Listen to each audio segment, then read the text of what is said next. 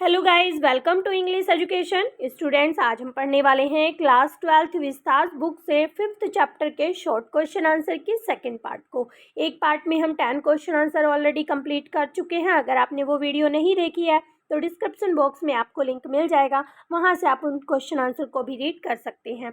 तो देखिए, यहाँ पर चैप्टर का नाम है हमारे should wizard hit mummy. Interesting सी स्टोरी है। अगर आपने स्टोरी को भी नहीं पढ़ा है तो डिस्क्रिप्शन बॉक्स में उसका लिंक भी आपको मिलने वाला है, आप स्टोरी को भी रीड कर सकते हैं।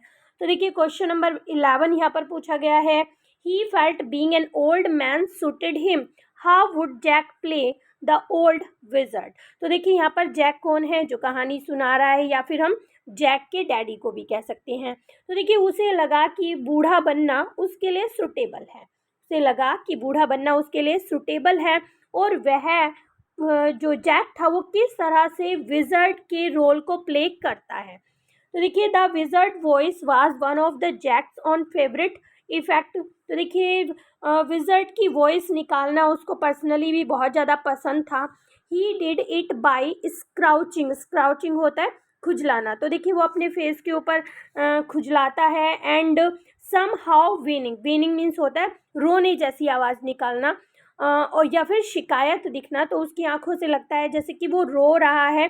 During this period of time his eyes would become full of watery secretion. तो देखिए, उस समय पर उसकी आंखों में, खुद की आंखों में भी ऐसा लगता है जैसे कि वो पानी से भर गई थी। He would say what is what your want. तो देखिए, वो कहता है कि क्या हुआ, तुम क्या चाहते हो। यहाँ पर स्टोरी में पता है ना कि वो जो है रोजर स्कंक से कह रहा है कि तुम क्या चाहते हो। वो विज़र्ड बन रहा है इस समय पर, जादूगर की वॉइस निकाल रहा है, उसी की तरह फेस को खुजलाता है, जैसे सोचते हुए वो खुजला रहा है। उसकी आंखों में इस समय पानी है। वो एकदम शिकायत सी, जैसे किसी से क्वेश्चन पूछ रहा है, बिल्कुल ऐसे ही एक्सप्रेशन देता है और पूछता है कि तुम क्या चाहते हो। You smell awful. और कह रहा है कि तुम तो बहुत गंदी सी, भयानक सी स्मेल निकाल रहे हो, तुम्हारे अंदर से बहुत गंदी सी स्मेल आ रही है। How was the skunk story different from the other stories narrated by Jack. तो देखिए, जैसा हमने पढ़ा स्टोरी में, जैक जो है जो को हर रोज कहानी सुनाया करता था, सैटरडे में भी और हर इवनिंग में। तो देखिए, हर रोज की जो कहानियाँ होती थी वो आज की कहानी से कैसे डिफरेंट थी, यही क्वेश्चन पूछा जा रहा है। How was the skunk story different. Skunk की स्टोरी जो है वो अलग कैसे थी जो स्टोरी जैक के द्वारा सुनाई जाती थी। तो देखिए, the stories told by Jack were well taken by Jo. तो देखिए, जो है उनकी बेटी जो थी वो बहुत अच्छे से उनकी कहानी को समझ लेती थी। But the ending of the skunk story did not satisfy her. लेकिन आज जो उन्होंने स्कंक की कहानी सुनाई थी ना, उससे वो संतुष्ट नहीं होती है। She believed that wizard should hit back skunk mommy. तो वो देखिए, उसका क्या मानना था, उसका मानना था कि विज़र्ड को, जादूगर को स्कंक की मम्मी को वापस मारना चाहिए था। And skunk would have kept smelling like rose. और जो स्कंक था उसकी स्मेल रोज जैसी ही रहनी चाहिए थी। तो देखिए, यहाँ पर मैं स्टोरी का थोड़ा सा आपको बता देती हूँ। स्टोरी में क्या होता है, हमने ऊपर पढ़ा था कि जो रोजर स्कंक था वो जादूगर के पास जाता है, उसे पैसे देता है, और उसकी जो गंदी सी स्मेल थी वो चेंज हो जाती है रोज की स्मेल में। लेकिन जब वो घर पर वापस आता है सभी एनिमल्स के साथ खेलने के बाद, तो उसकी मम्मी को बहुत बुरा लगता है ये। वो चाहती हैं कि उनका बेटा बिल्कुल वैसा ही स्मेल करे जैसा कि वो पहले करता था, क्योंकि वो उसके लिए एक प्रोटेक्शन का काम भी करती थी। तो वो चाहती थी कि वो बिल्कुल वैसी ही स्मेल करे। तो इसीलिए लास्ट में जब जो को पता चलता है कि उसकी मम्मी जो है विज़र्ड के पास जाती है, उसको मारती है, और वापस से स्कंक की स्मेल वैसी हो जाती है, भद्दी सी, भयानक सी, जैसी कि पहले थी। तो वो जो है बहुत कहीं कहीं ना कहीं जो को भी ये अच्छा नहीं लग रहा है, और वो कहती है कि जादूगर को स्कंक की मम्मी को वापस से मारना चाहिए था, और जो स्कंक था उसकी स्मेल रोज की तरह ही रहनी चाहिए थी। तो ये आपका क्वेश्चन था। तो आज की स्टोरी बिल्कुल अलग थी जो जैक सुना रहा था, क्योंकि आज जो है जो उसकी एंडिंग से बिल्कुल भी सेटिस्फाइड नहीं थी। नेक्स्ट क्वेश्चन है, how did Jack make the role of wizard more impressive. तो देखिए जैक ने जादूगर की भूमिका को और ज़्यादा प्रभावशाली कैसे बनाया। तो Jack fix Jo with a trance like gaze, मतलब इस तरह की इमेज बनाकर एक्सप्रेशन देकर जैक जो है कहानी सुना रहा था कि जो है एक टक लगाकर देख रही थी। Then he chanted a magic spell in the wizard elderly irritable voice. तो देखिए तभी क्या होता है, उसने मैजिक स्पेल यानी कि जादू के मंत्र बोले, बिल्कुल कैसे, जैसे कि विजर्ड बोलता है एल्डरली वॉइस में, यानी कि बूढ़ों की तरह आवाज़ निकालकर बिल्कुल ऐसे ही बोलता है। The chanting was rhythmical and had sweet rhymes. तो देखिए बहुत लयबंदी उन शब्दों में दिखाई दे रही थी, वो जो उसने शब्द बोले यानी कि मंत्र जो बोले, लयबंद वो सारे शब्द थे। द एक्सक्लेमेशन बिंगो, जब वर्ड आता है बिंगो, कन्फर्म द प्लेजर, उससे पता चलता है कि खुशी की वजह से ये वर्ड कहा गया है। The pleasure of the wizard at having done what he had been trying to do. तो देखिए खुशी किस चीज़ की थी, विजर्ड को खुशी इस चीज़ की थी कि जो वो करने की कोशिश कर रहा था ना, वो हो चुका था। क्या करने की कोशिश कर रहा था, वो स्कंक की स्मेल को चेंज करने की कोशिश कर रहा था और वो हो जाता है, तो उसके बाद वो बिंगो कहता है। तो इससे पता चलता है कि विजर्ड जो करने की कोशिश कर रहा था वो उसने कर दिया था। ऑल ऑफ सडन, अचानक से क्या होता है, the whole inside of the wizard house was full of the smell of roses. तो देखिए अचानक से जब वो अपने मैजिक स्पेल बोल लेता है तो उसके बाद से अचानक से क्या होता है, विजर्ड का पूरा घर गुलाब की खुशबू से भर जाता है। नेक्स्ट क्वेश्चन देखते हैं। How did Jo react to Jack's chanting of magic spell. तो देखिए जो किस तरह से रिएक्ट करती है जब वो मंत्र बोले गए थे जैक के द्वारा। तो देखिए Jack chanted the magic spell as wizard would do. तो देखिए जैक बिल्कुल वैसे ही बोलने की कोशिश करता है, वैसे ही बोलता है जैसे कि विजर्ड ने किया था। व्हेन ही पोज, जब वो रुक जाता है, he notice a rapt expression widening out from his daughter nostril. Nostril means होता है नाक के जो नथुने होते हैं। तो देखिए जैसे ही वो रुक जाता है, वो कहानी सुना रहा था, मैजिक स्पेल बोलता है, वो कुछ देर के लिए रुक जाता है, तो वो क्या नोटिस करता है, उसकी जो बेटी थी ना वो बहुत ज़्यादा उत्साहित थी और उत्साह में उसके जो नथुने थे ना नाक के, वो उन्हें वाइडन कर लेती है, चौड़े कर लेती है। She forced her eyebrows up, वो अपनी आईब्रोज को ऊपर उठा लेती है।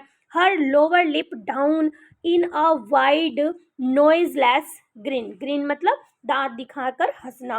तो देखिए वो क्या करती है, अपने लिप्स को फैला लेती है और कोई भी आवाज़ नहीं निकालती है, मुस्कुराती रहती है। The expression remind Jack of his wife's expression. तो देखिए तभी उसे देखकर, अपनी बेटी को देखकर उसे अपनी वाइफ की याद आ जाती है, वाइफ के एक्सप्रेशन याद उसे आ जाते हैं। While feigning pleasure at cocktail party, और कौन सी चीज़ उन्हें याद आती है कि जब उनकी पत्नी जो है किसी कॉकटेल पार्टी में जाती है, तो फैगनिंग का मतलब होता है ढोंग करना, दिखाना। तो देखिए वो जो है ढोंग करती है खुश होने का, तो बिल्कुल वैसे ही उस समय पर जो कर रही थी, वो खुश होने का दिखावा कर रही थी, मतलब ऐसी हंसी हंस रही थी जो कि उसे हंसी नहीं आ रही थी, बिल्कुल वैसे ही उसकी मदर भी करती है। नेक्स्ट क्वेश्चन है, very silly of your stupid old daddy से जैक। जैक कहता है जो से कि तुम्हारे जो डैडी हैं ओल्ड स्टूपिड डैडी हैं और उन्होंने बहुत मूर्खता का काम किया है। Why do you think did Jack say so. आप क्या समझते हैं, आप क्या सोचते हैं कि जो जैक ने ऐसा क्यों कहा होगा। While narrating the story of Roger Skunk, Jack by chance said Roger Fish। तो देखिए जैसा हमने स्टोरी में पढ़ा था कि हर रोज जो वो कहानी सुनाता था उनके कैरेक्टर का नाम रोजर हुआ करता था। रोजर के साथ कभी फिश लगा दिया जाता था, कभी कुछ कभी कुछ। तो देखिए जैसे ही जैक जो है स्टोरी को नरेट कर रहे थे, बता रहे थे, तो क्या होता है कि वो बाई चांस गलती से क्या कर देते हैं, रोजर स्कंक की जगह रोजर फिश बोलते हैं। Jack was quick to interrupt him and point out the error. तो देखिए तभी जो क्या करती है, उनको रोकती है और उनकी गलती उन्हें बताती है, इशारा करती है गलती की तरफ। He repeated twice that he said Roger fish he and asked if that was not silly. तो देखिए वो उन्हें क्या कहती है कि तुमने क्या कहा। वो 2 बार उन्हें ये बात रिपीट करके बताती है कि तुमने क्या कहा, रोजर फिश कहा, रोजर फिश कहा तुमने, और क्या ये मूर्खतापूर्ण नहीं था।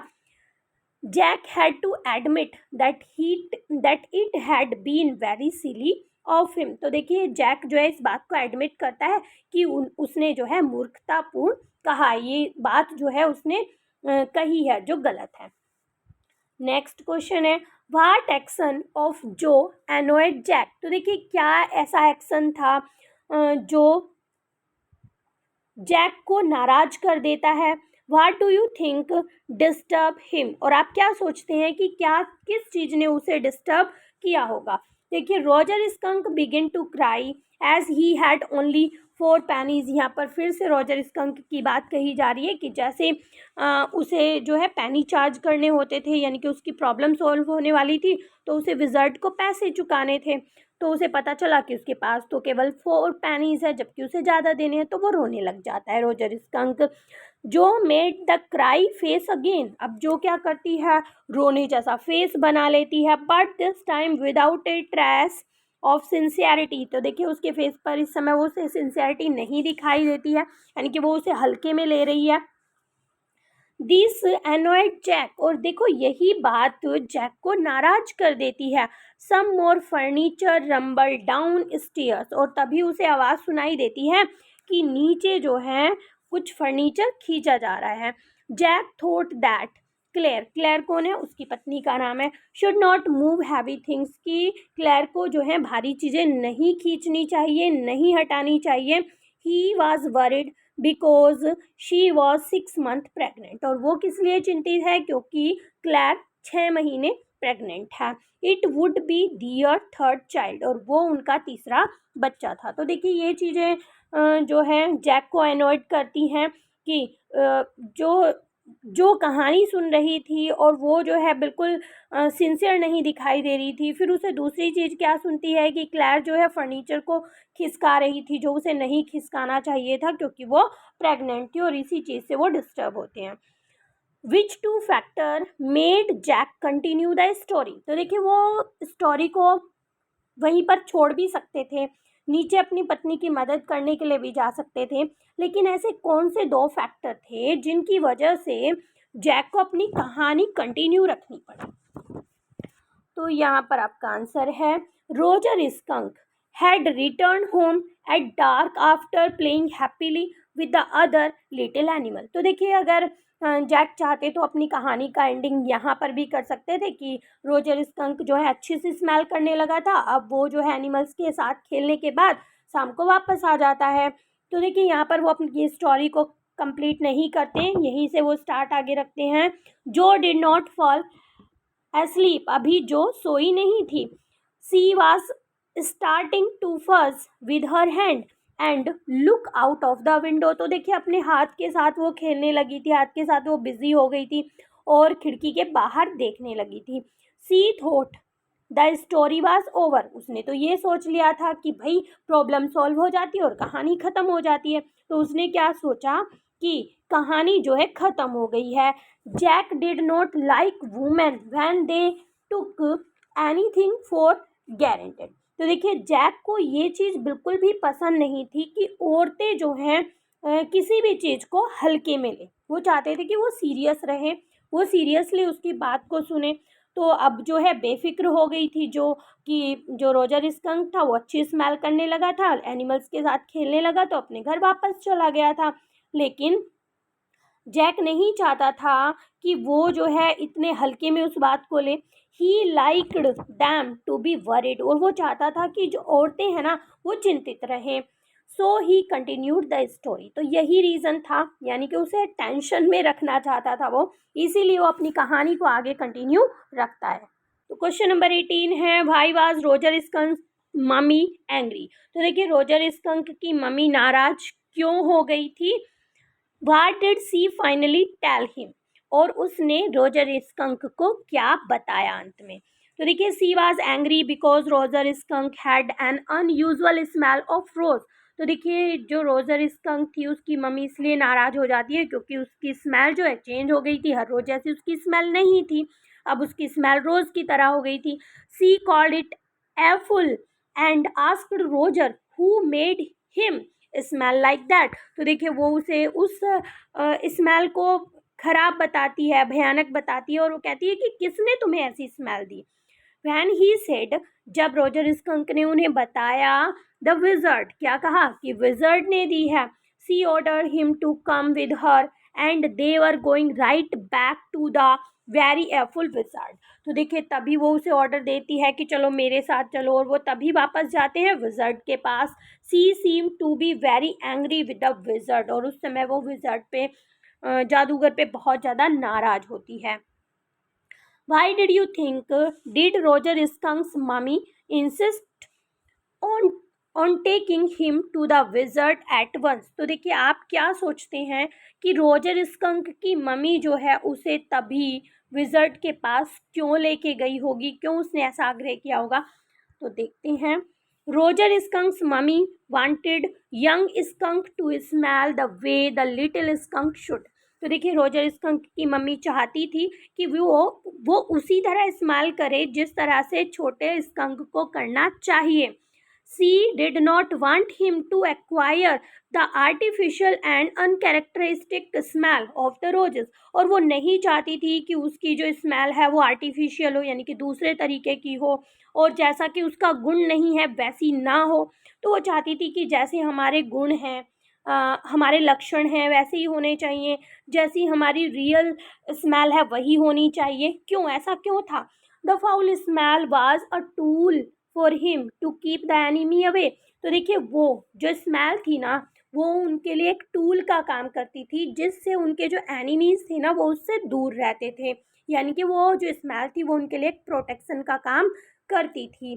That is why she hit the wizard right over the head. और यही कारण था कि रोजर स्कंक की मम्मी ने विजर्ड के सिर पर वार किया। And he agreed to restore the original foul smell. और देखिए यहाँ पर जो विजर्ड था वो एग्री हो जाता है, पहले जैसी स्मेल जो उसकी ओरिजिनल स्मेल थी वो स्कंक को वापस कर देता है ना। काफ़ी इंटरेस्टिंग स्टोरी, और ऐसा ही होना चाहिए, जैसे हम होते हैं हमें वैसा ही रहना चाहिए, दिखावा करने की कोशिश नहीं करनी चाहिए, ओरिजिनलिटी ही सही होती है।